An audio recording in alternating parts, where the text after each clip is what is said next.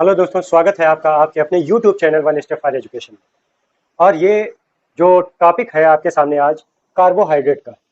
लेकिन ये कार्बोहाइड्रेट आपको अच्छे से तब समझ में आएगा जब आप इस पूरे वीडियो को बड़े ध्यान से देखें। और कार्बोहाइड्रेट दोस्तों इतना इंपॉर्टेंट है कि आपके 9th क्लास 10th क्लास में तो छोटे टॉपिक के रूप में है, लेकिन अगर आप इंटर क्लास में जाएंगे तो ये पूरे टॉपिक के रूप में, एक पूरे लेसन के रूप में मिलेगा। और अगर आगे आप जाते हैं तो इसके और बहुत सारी डिटेल भी आपको पढ़नी होगी। इसलिए दोस्तों कल के बजाय आज ही इसको तैयार करें, ताकि भविष्य में आपको कार्बोहाइड्रेट के बारे में ज्यादा ना पड़े।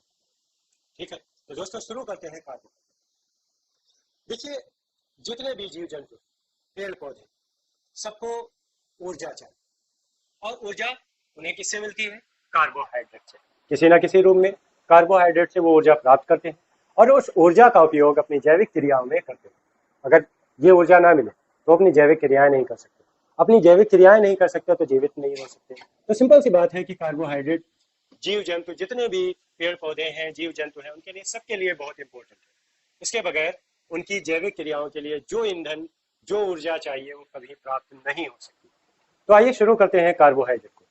कार्बोहाइड्रेट असल में कार्बन, हाइड्रोजन और ऑक्सीजन के 1:2:1, यानी कि 1:1:2, 2:1 के रेशियो में आपस में मिल जाने से बनती है। तो सिंपल सी बात अगर हम कहना चाहें तो कार्बोहाइड्रेट क्या है? कार्बोहाइड्रेट कार्बन, हाइड्रोजन और ऑक्सीजन का एक मिला हुआ यौगिक है।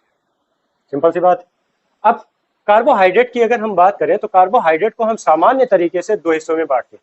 सरल कार्बोहाइड्रेट, जो कि गन्ना, चुकंदर, खजूर, इन जैसे खाने की चीजों में पाया जाता है। और जटिल कार्बोहाइड्रेट, ये सामान्य तौर पर गरीबों का भोजन कहा जाने वाला आलू और चावल, अरबी और मक्का, इन चीजों में पाया जाता है।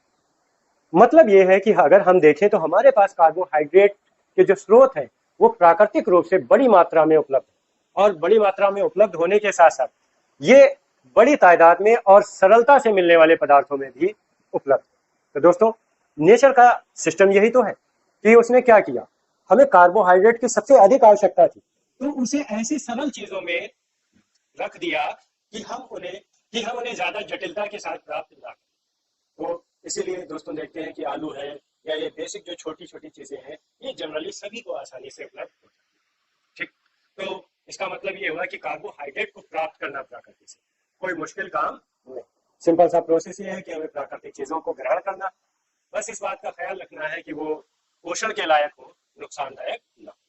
अब इसके बाद दोस्तों अगर हम बात करें तो ये सरल या जटिल कार्बोहाइड्रेट, इनका सिस्टम तो वही रहेगा कि ये कार्बन और हाइड्रोजन और ऑक्सीजन से बनी होगी, लेकिन इनके जो काम है वो हमारे लिए बहुत ही ज्यादा इंपॉर्टेंट है।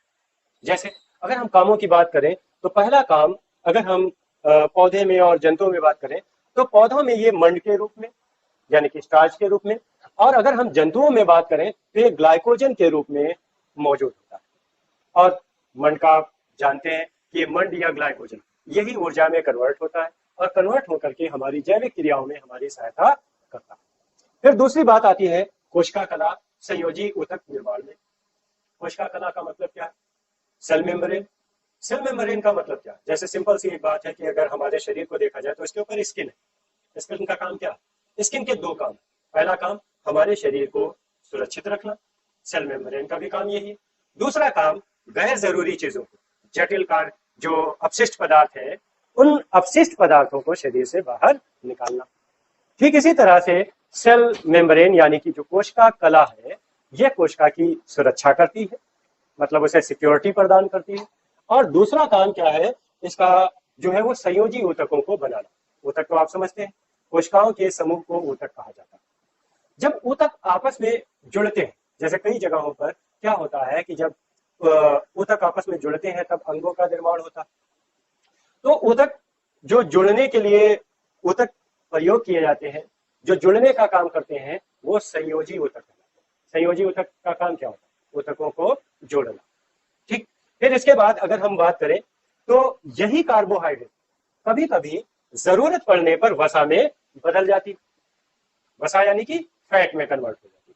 और जब ये फैट में कन्वर्ट होती है तो पता है क्या, फिर इसी फैट को बर्न करके हमारे शरीर के लिए ऊर्जा मिलती है। कुल मिलाकर के कार्बोहाइड्रेट मेनली हमारे शरीर के लिए ऊर्जा के स्रोत के तौर पर काम कर रही है, यानी कि ये हमारे शरीर की ऊर्जा का मेन सोर्स है।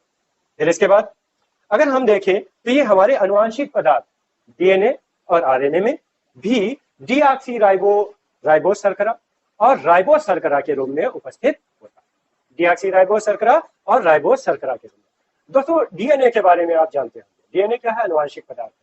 और आनुवंशिक पदार्थ से मतलब क्या है कि वो पदार्थ जो हमारे लक्षणों को, जो मेरे अंदर लक्षण है, जो आने वाली पीढ़ियों में जाएंगे, लेकिन वो जाएंगे कैसे? डीएनए के माध्यम से।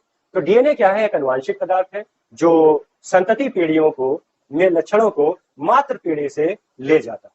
तो डीएनए के ऊपर भी एक महत्वपूर्ण, डीएनए भी एक इंपॉर्टेंट टॉपिक है और इस इंपॉर्टेंट टॉपिक पर भी आपको एक वीडियो मिलेगा जिसमें डीएनए की हम डिटेल से जानकारी आपको देंगे।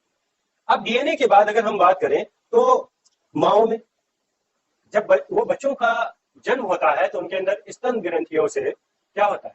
दुग्ध स्त्राव होने लगता है, यानी कि बच्चों के लिए जो दुग्ध है उसका उत्पादन होने लगता है। अगर हम इस दुग्ध यानी कि दूध की बात करें तो उसमें ग्लूकोज और गैलेक्टोज शर्कराएं होती है। ग्लूकोज और गैलेक्टोज शर्कराएं होती हैं। ये ग्लूकोज और गैलेक्टोज शर्कराएं मिल करके लैक्टोज शर्करा बनाती हैं जो बच्चे को पोषण देने का काम करता है। तो कुल मिलाकर के अगर हम कार्बोहाइड्रेट की बात करें तो कार्बोहाइड्रेट सभी जीव जंतुओं में, पेड़ पौधों में और जन्म से लेकर के जब तक हम मरते नहीं है तब तक वो हमें किसी न किसी रूप में ऊर्जा प्रदान करता है। और यहीं पर यह कार्बोहाइड्रेट का आपका इंपॉर्टेंट टॉपिक फिनिश होता है। और इसी तरह के अगले पार्ट को लेकर के अगर हम पूरे पोषण के अगर वर्गीकरण की बात करें तो इसमें करीब 5 तरह के तत्व आते हैं जिनमें प्रोटीन्स, मिनरल्स और दूसरी चीजें शामिल हैं। उनके बारे में भी ऐसे ही छोटे छोटे वीडियो में आपको डिटेल जानकारी उपलब्ध कर। तो दोस्तों हमारे साथ बने रहिए अगर आप पढ़ना नहीं सीखना चाहते और ऐसा सीखना चाहते हैं जो आपके जीवन में काम आए। एक शिक्षक का मोटिव क्या होता है? शिक्षा देना नहीं, समझाना। जो उसके पास नॉलेज है वो दूसरे को देना। आप भी अगर अच्छी नॉलेज लेते हैं, इन फ्यूचर अगर आपको कोई भी जो है सहयोग नहीं मिलता है तो आप अपनी इस नॉलेज का यूज करके आप बहुत कुछ अचीव कर सकते हैं। जो साइंटिस्ट है वो साइंटिस्ट कैसे बने? अपनी नॉलेज का ही तो उन्होंने यूज किया। तो आप भी इस नॉलेज का यूज कर सकते हैं और धीरे धीरे आप ग्रोथ करेंगे तो हो सकता है आप में से भी कोई एक महान साइंटिस्ट निकले। लेकिन महान साइंटिस्ट फैक्ट्री में नहीं बनते, वो थिंक और प्रोसेस पे चलते। आप सोचिए और एक क्रम को अपनाइए और नॉलेज को जितना ज्यादा से ज्यादा हो ग्रहण कीजिए, तभी आप एक अच्छे नॉलेज वाले पर्सन बन पाएंगे। मिलते हैं दोस्तों अगले वीडियो में और आपके इस प्यारे से चैनल में वन स्टेप फॉर एजुकेशन में, जो आपके लिए काम करता है और करता है।